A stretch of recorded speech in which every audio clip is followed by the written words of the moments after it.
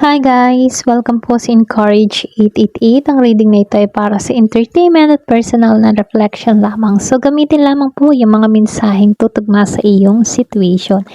So ngayon magtatanong tayo. Kumaga general reading to sa pangkalahatan na.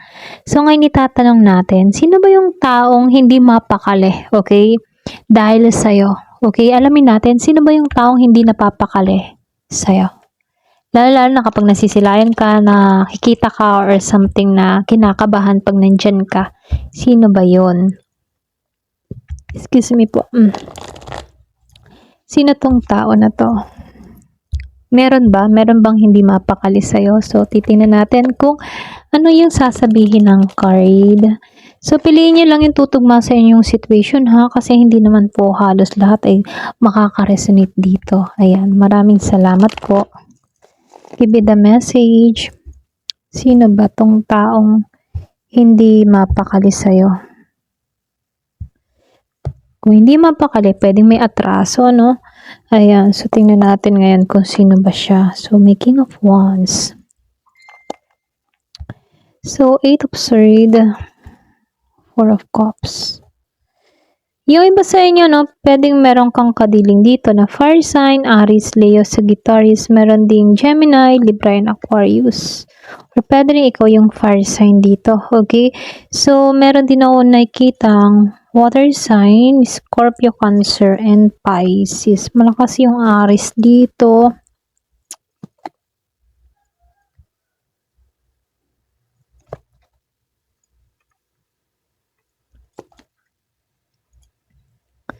Yung basa niya meron din ako nakikitang earth sign, Taurus, Virgo, and Capricorn. Pero mas nangingibabaw dito, malakas ang air. Air sign, Gemini, Aquarius, and Libra.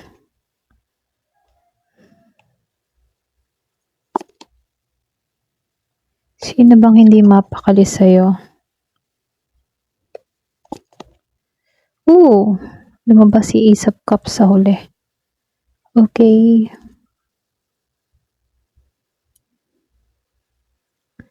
So, dito lumabas to si King of Wands at si Eight of Swords. Reverse. So, ito yung isang clue. Okay? Ng taong hindi mapakali sa'yo.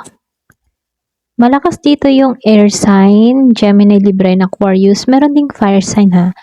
Aries, Leo, or Sagittarius. Kumbaga, ang katangian kasi ng tao na to, siya yung klase ng taong very confident. May pagkadominante, very passionate din, Kumbaga, sanay ito na siya yung may control sa sitwasyon, Posible may pagka-masculine energy itong taong ito. May strong personality, no? Hindi siya nagpapakita ng vulnerability, okay? Hindi siya nagpapakita ng ganon, ng kahinaan. So, lumalabas din dito na meron to mga pinagdaanan before. Pwedeng nakaramdam din to ng sakit or pasakit, Pero unti-unti na tong nakakawala sa mga mental block or sa mga isipin na yon, okay? Para bang dati, pinigilan din ng tao na to yung sarili niya na isipin ka, okay? Pero ngayon, hindi niya kayang iwasan yung thoughts tungkol sa'yo, okay? Hindi niya talaga maiwasan na or hindi niya mapigilan yung isipin niya about sa'yo. Kumbaga, pwedeng bigla na lang nabalik ikaw sa isip ng taong ito, bigla ka nagpapaalala sa kanya, mga ganon. So, lumalabas din dito, Two of Cups and the Tower. Kumbaga dito, pwedeng malakas dito, water sign, Scorpio, Cancer, or Pisces, So, meron tong realization, okay? Kumbaga, yung realization nito, nagkakaroon to ng baka merong opportunity sa inyong dalawa na binaliwala niya noon. Para bang nagkakaroon siya ng realization about doon. Para bang ngayon, nagigitong aware sa halaga mo, okay? Lalo-lalo na sa connection ninyo. Okay? Ngayon niya naintindihan or pwede rin ngayon biglang bumabalik sa isipan nito na parang meron yata akong na-miss opportunity sa connection namin ng taong ito. Ganon. Ganon yung energy niya dito.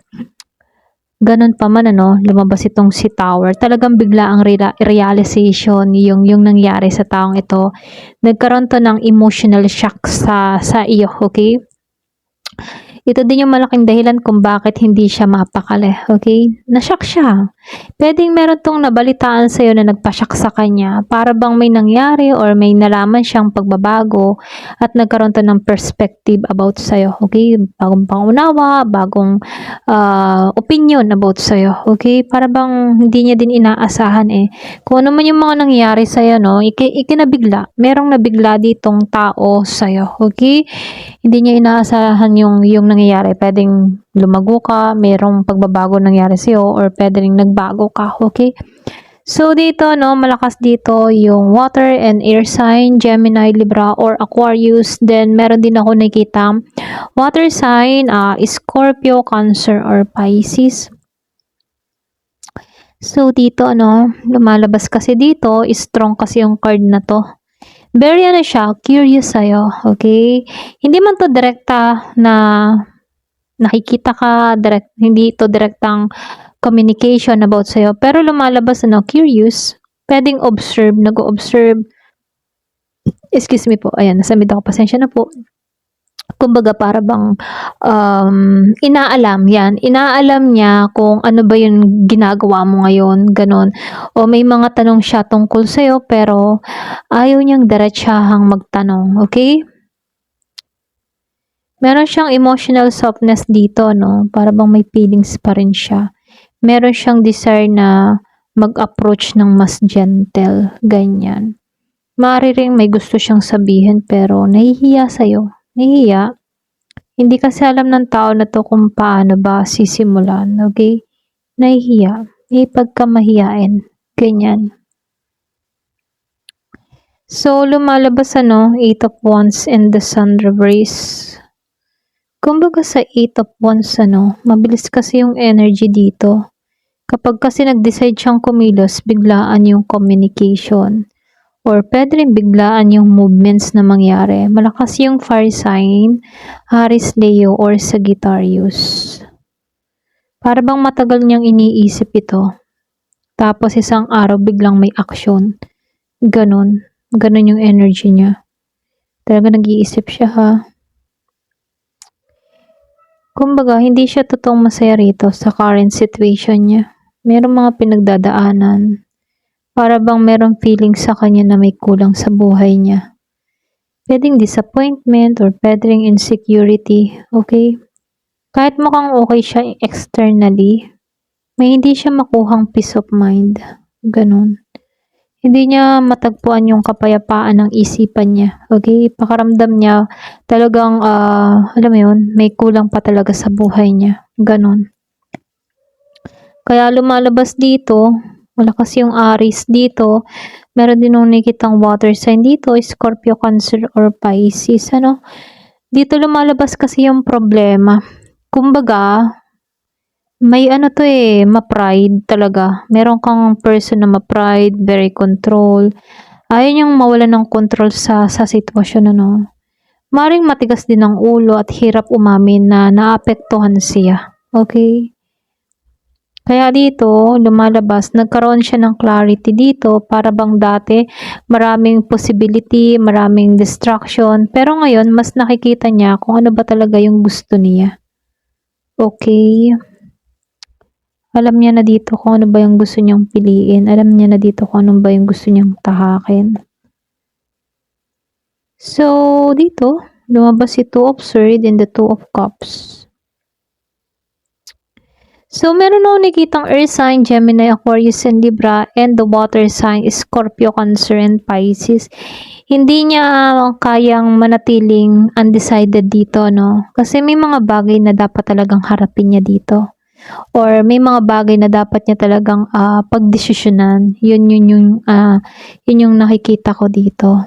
Malakas yung indikasyon ng separation, misunderstanding, or pwede rin nagkaroon kayo ng broken connection dito. Kaya, hindi to mapakali. Kasi lumalabas may connection na, alam mo yun, hindi niya nararamdaman na tuluyang resolve. Ganun. Kasi para bang meron kayong unresolved issue ng taong ito. Kaya, hindi niya matagpuan yung kapayapaan. Ganun. Okay? Pakiramdam niya dito na, alam mo yon na may kulang, ganyan. So, dito, malakas ang earth sign and air sign, Gemini, Libra, and Aquarius, Taurus, Virgo, and Capricorn. So, lumalabas, para bang gusto ng tao na to dito na magkaroon kayo ng pag-uusap or magkaroon kayo ng teamwork, yung bang tipo na trabahuhin ulit, okay? Kung ano yung makakabuti para sa koneksyon. May pasensya na utal ako. Possibility, yan. May possibility na para bang konektado pa rin kayo, okay? Through work, yung iba sa inyo pwedeng may ex ka na nasa work environment mo or yung mga related sa trabaho, pwedeng katrabaho mo din or sa isang company, nandun kayo pareho, mga ganon. Or halimbawa, sa isang field, pareho kayo na naandun sa ganon, okay? Kumbaga, pwedeng iba sa inyo, nagkikita pa rin, pero dedmahan na lang pag nagtatagpo, ganyan. Pero kung titingnan dito, yung iba ha, or pwede rin nasa social circle, project, or pwede rin practical environment, nakikita isang, halimbawa, sa kapitbahay, ganyan, or sa trabaho, school, ganon. Kumbaga, posibilidad yung iba sa inyo, nakikita mo pa rin tong ex mo, ganyan.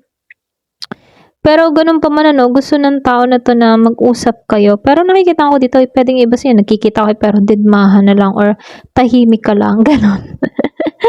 So, nakikitaan ko dito sa Six of Swords, meron kasing sinubukang lumayo dito or pwede rin mag-move forward, Pero hindi naman ibig sabihin na wala siyang nararamdaman dito. More like na para bang pinilit na lang ilayo yung sarili. Pwedeng ikaw, para bang pinili mo na lang ilayo yung sarili mo dito para magkaroon ng peace of mind, ganun. Or mas pinili mo na lang na, tanggalan to, okay, yung ganun. Para bang mas pinili mo dito yung kapayapaan ng isipan mo. Yung iba ha, hindi naman halos lahat, So, lumalabas din to si Ten of Pentacles at itong si Four of Swords reverse. Meron ako nakikitang earth sign, Taurus, Virgo, or Capricorn dito. Meron ding air sign, Gemini, Libra, and Aquarius. Meron kayong instability dito sa long-term situation. Pwedeng family or pwedeng commitment. Kumbaga, hindi kayo nag-align dito sa gustong mangyari. Kumbaga, maging sa financial, commitment, family, para ba may problema? May problema ditong kinakaharap. Okay? Isa sa inyo, ganun. May problemang kinakaharap. So, meron lang ako nakikitang Four of Swords dito. So, yung iba sa inyo, pwedeng wala tong pahinga. Gusto mag-healing pero nasasaktan, sinusubukang bitawan yung mga nangyayari, okay? Posibleng nagsisisi sa nangyari sa inyong dalawa. Okay? Kumbaga, ang dami ding pinagdaanan ng taong ito. So, lumalabas din dito sa Six of Wands at itong si Death upright. Malaki yung insecurity niyo. Ayaw niyang maramdaman na natalo siya o na-reject siya. Ganyan. Ayaw niyang ma-reject siya. Lalo-lalo na sa'yo, Pride kasi yung, yung nangyayari dito sa taong ito. May pride eh. Pwedeng ito rin yung pumipigil yung pride na lumapit sa'yo. Gusto niya, ikaw yung mauuna, ikaw yung susuko sa kanya. Ganon. So, malaki naman yung transformation na nangyayari dito. Alam niya namang hindi na pwedeng ibalik yung dating kayo. Okay? Alam naman niya yun. May chapter dito na natatapos at kailangan ng pagbabago. Magkaroon man ng bagong direksyon. Okay? Pwede ikaw, gusto mo na lang yung bagong direksyon. Alam mo din naman sa sarili mo dito na hindi na babalik yung dating setup, dating sweetness, lalo na pag nawala na yung tiwala, no? Ace of Cups. Lumabas si Ace of Cups. Malakas na ending to. May bagong emotional opening na magaganap dito. May possibility na muli magkaroon ng feelings or pwede rin magkaroon ng emotional renewal dito. Kasi nakikitaan ko dito na meron ditong nagnanais pa rin ng desire na magsimula sa panibagong chapter. Okay, pwedeng isa sa inyo. May nagnanais dito na kayo pa rin sa huli. Ganyan. So, nakikitaan ko dito, meron lang talaga ditong taong mukhang someone na may strong and, alam mo yun, strong masculine energy, ganyan. Dominant yung kanyang personality, mataas yung pride, okay? Kumbaga, itong taong ito, yung taas ng pride niya, yun yung pumipigil sa kanya na lumapit sa'yo, okay? Pinipigilan niya yung sarili niya, pero ngayon nagkakaroon siya ng realization na hindi pa siya totally resolved yung nararamdaman niya sa'yo, okay? Kaya lang, itong taong ito, very siya, curious, hindi siya fully naka-move on sa'yo. Meron siyang mga pagsisisi sa mga nangyayari sa inyong dalawa. Kaya lang, dahil nga sinabi ko nga kanina, may pride na nangingibabaw, okay? So, nakikita ko dito, meron siyang gustong mangyari dito sa Ace of Cups eh. Gusto ng tao na to na mag-open muli, okay? Okay, yung bang tipo na, ito yung gusto niyang mangyari sa huli eh. Mag-reopen muli yung emotion, okay? Kumbaga, meron lang akong nakikita, yung iba sa inyo, isa tong tao na dati mong emotional or pwede ring romantic connection at ngayon ay nasa distance kayo or nasa no contact situation kayo.